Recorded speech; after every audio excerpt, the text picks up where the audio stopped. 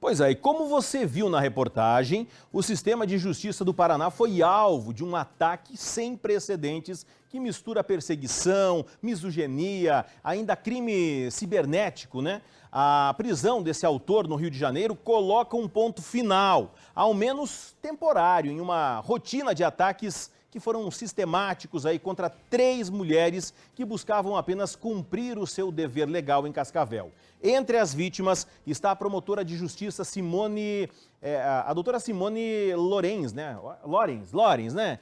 Estava meio perdido na pronúncia aqui, mas a gente já ajusta também, né? Que foi alvo, então, dessa estrutura digital que foi montada especificamente para intimidá-la, ainda deslegitimizar o trabalho e também expô-la ao ódio público com associações criminosas. Hoje nós conversamos então com a doutora Simone sobre o impacto dessa prisão e os limites entre o inconformismo judicial e o crime de perseguição. Doutora, seja muito bem-vinda ao Brasil Urgente Regional. Uma satisfação conversar contigo e uma excelente tarde.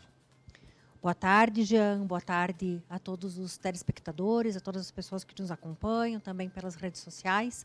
E é uma satisfação estar aqui nesse momento hoje, prestando aí algum esclarecimento sobre o que aconteceu comigo nos últimos 60 dias. Não foi um período difícil, mas eu acredito que devagarinho a gente vai superando. Olha, a gente fica feliz que tenha superado esse momento. Sabemos que ainda bem que não é uma prática muito comum, mas que infelizmente acontece. E a senhora lidando diariamente com processos como esse, nesse caso que a gente citou mais complexos também, né? Em que momento que a senhora percebeu que esse inconformismo do réu havia se transformado em um crime de perseguição?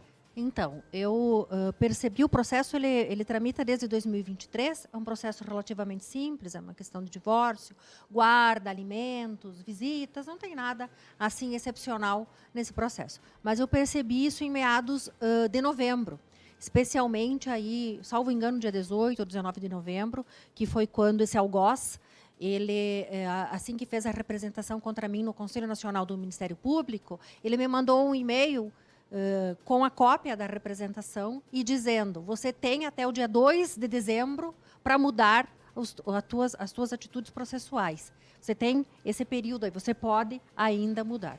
E aquilo me chamou bastante atenção. Eu li no dia seguinte a representação e ela tem mais de uma centena de páginas, eivadas de inverdades, de mentiras, de acusações, me atribui vários crimes, entre eles estelionato, falsidade ideológica, que eu pratiquei agressão, colaborei para agressão física contra o filho, colaborei para alienação parental dessa criança, além de outros ilícitos.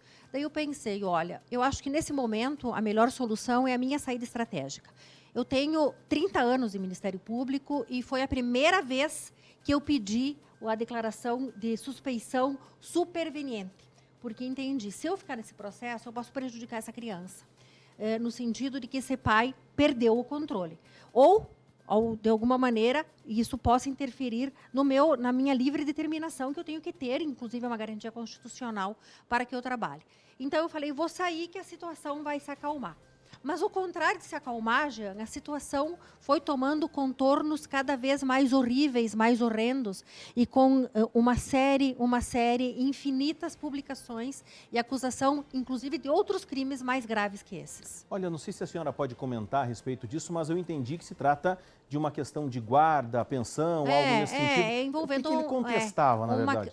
Envolvendo uma criança. Esse processo específico eu não posso relatar, mas ele me acusa de 26 meses de omissão nesse processo.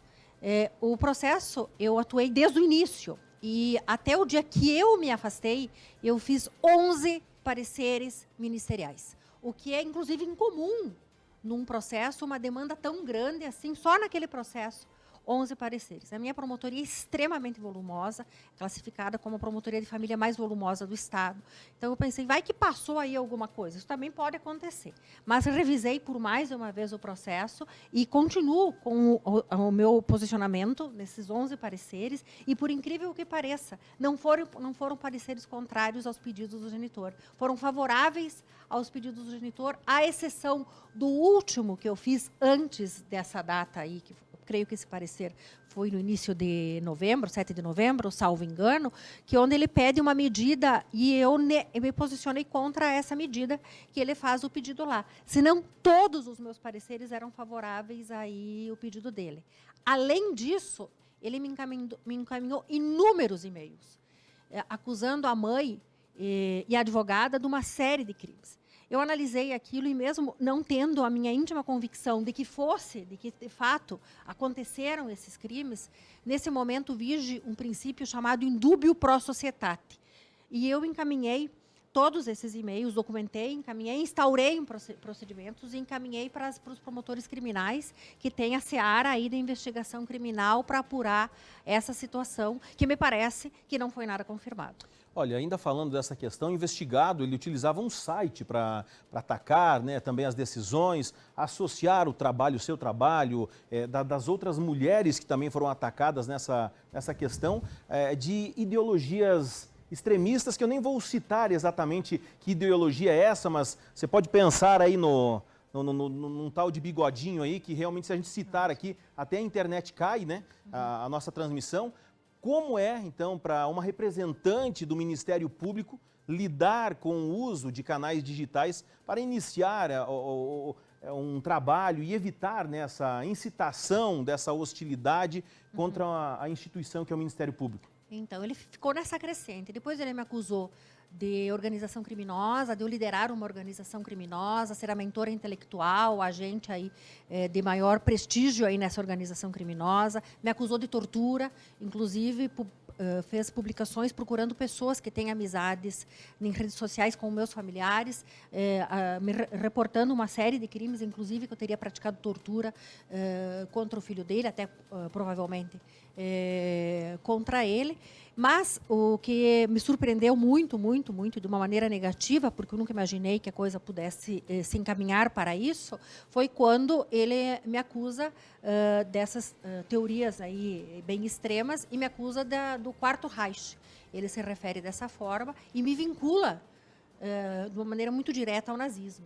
E isso aconteceu aí na véspera de Natal, foi uma coisa horrível, horrenda para mim, para os meus familiares, enfim, para os meus amigos, para as pessoas que estavam acompanhando todo esse meu dilema aí que durou cerca de 60 dias. Bom, a gente sabe que a investigação aponta que as 3 vítimas são mulheres, uma promotora, a senhora no caso, uma juíza, né, da justiça e também uma advogada. Você acredita que esse comportamento aí, ele pode ser aí, ter um componente de gênero, foi determinante nesse caso? Absolutamente. E, inclusive, no CNMP, eu pedi que fosse o julgamento feito sob o protocolo de gênero, né? E ele teve acesso, obviamente, à minha defesa apresentada lá.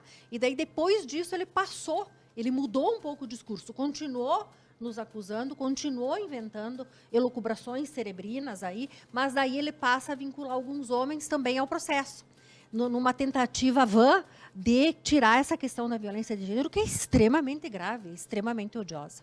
E olha, além dessas ofensas, houve violação de segredo de justiça, ele divulgou o que não podia? Ele encaminhou, inclusive eu sei que aqui a vossa emissora é extremamente séria, assim como outras, a gente tem uma enorme admiração pela imprensa, e ele encaminhou um dossiê no dia 10 de dezembro para vocês, e inclusive nesse dossiê ele põe os links que você tem acesso direto a esse processo que tramita na vara de família, que é segredo de justiça. Assim como nesse site que ele criou, ele tinha acesso, botou acesso integral, então qualquer pessoa de qualquer parte do mundo teria acesso a esse processo. Mas quais os riscos aí da exposição desses dados? Isso é seríssimo. A gente lida com segredos aí, com informações sigilosas, com segredos familiares, e isso tem que ser preservado pelo manto do segredo da justiça. Não se dá a ninguém o direito de fazer o que ele fez. Olha, e após a prisão dele no Rio de Janeiro e também a apreensão dos dispositivos eletrônicos desse homem, a senhora se sente nesse momento mais segura para continuar a sua atuação aí nesse caso específico? Não, nesse caso eu declarei a minha suspeição e continuo com esse meu entendimento. Pretendo voltar essa semana às minhas hostes ministeriais. Já estou com saudade, depois acabei tirando uns dias de férias, fiquei fora da cidade para ficar um pouco desvinculada toda a situação e também para que não soubessem do meu paradeiro, né? Então, esse processo vai seguir, tem alguns atos processuais ainda que deverão ser feitos, mas o processo já se encaminha para a parte final. Não houve ainda a decisão final, mas se encaminha para a parte final. Olha, e para outras mulheres que de repente ocupam cargos também de autoridade e acabam enfrentando situações de perseguição ou violência, qual o principal ensinamento que fica desse desfecho? Então, assim, eu trabalho com esse assunto, sou professora, lecionei muitos anos, hoje estou um pouco afastada da vida acadêmica, inclusive toda a minha vida acadêmica, ele fez uma devassa, ele foi atrás de artigos que eu escrevi com outras pessoas, ele foi atrás de artigos que eu orientei, ele foi atrás de TCCs, ele foi atrás de aulas magnas que eu dei em algumas universidades, algumas faculdades, ele fez uma devassa, mas eu trabalho muito essa questão da violência de gênero. E o que fica para mim é o seguinte, a violência de gênero, ela é extremamente democrática. Então, ela não tem condição socioeconômica, perpassa por todas. E também, uma coisa que me surpreendeu muito, que eu acreditei, quanto mais elevada a condição cultural da pessoa, menor seria a chance dele praticar violência de gênero, o que não se comprovou nesses autos. Que nessa situação toda, que é uma pessoa extremamente culta, extremamente preparada, com formação acadêmica, inclusive na área de computação, o que facilitou com que ele fizesse todas essas incursões muito maldosas, porque deveria, o que eu acreditei que fosse um freio, acabou não sendo, acabou sendo um incentivo no caso dele. Para levantar realmente todos esses dados, essas informações, realmente alguém com conhecimento bastante avançado, né? Eu acredito que até a senhora nem vai querer comentar a respeito disso, mas ao que me parece, traços muito claros de psicopatia, porque ele foi buscar... Olha, eu lhe digo o seguinte, eu, enquanto promotora de justiça, avaliando, né, agora não mais na condição de vítima, eu não verifico nenhuma doença mental dessa pessoa, nenhuma doença mental, não está nada disso descrito nos autos, que ele tem alguma doença mental, e também não tem desenvolvimento mental incompleto ou retardado, que levaria a uma situação de semi-imputabilidade ou de inimputabilidade, conforme preconiza o artigo 26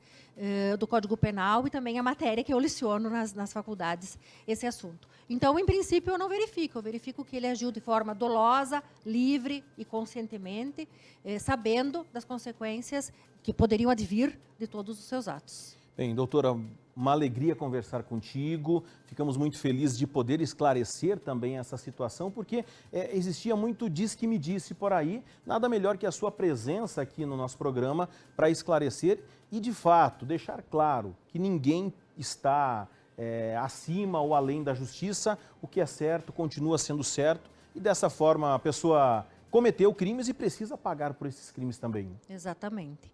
E o nosso apelo final aí é que mulheres que passam por situação semelhante, que procurem a polícia militar, procurem a polícia civil, procurem o Ministério Público, procurem a doutora Simone, e nós vamos auxiliá-los aí, porque para nós o que mais interessa no exercício das funções ministeriais é a dignidade da pessoa humana. E eu vou continuar sendo firme, incisiva e lutando por isso, como eu faço já há 30 anos. Bom, parabéns pelo seu trabalho, pela sua postura e que você continue tendo essa força de vontade, essa disposição, de fato, para exercer esse excelente trabalho, porque a gente sabe que não é somente a justiça, muitas vezes a gente confunde com a polícia, e não é isso, né? A polícia é somente o primeiro passo, depois existe uma série de degraus e sabemos que você faz parte dessa escada aí, que realmente faça-se cumprir a justiça como tem que ser. Parabéns pelo seu excelente trabalho. Muito obrigada. E estamos sempre à disposição. Muito bem, conversamos então com a doutora Simone a respeito do trabalho realizado e da prisão dessa pessoa também. Agradeço pela presença aqui, estendo um abraço a todos os familiares lá que não vamos expô-los, mas conheço muito bem, então um abraço especial a todos lá e qualquer possibilidade está convidado a voltar, que não seja jamais por um assunto como esse, que seja por uma boa notícia, que a gente possa trazer a sua presença novamente aqui no estúdio. Gratidão.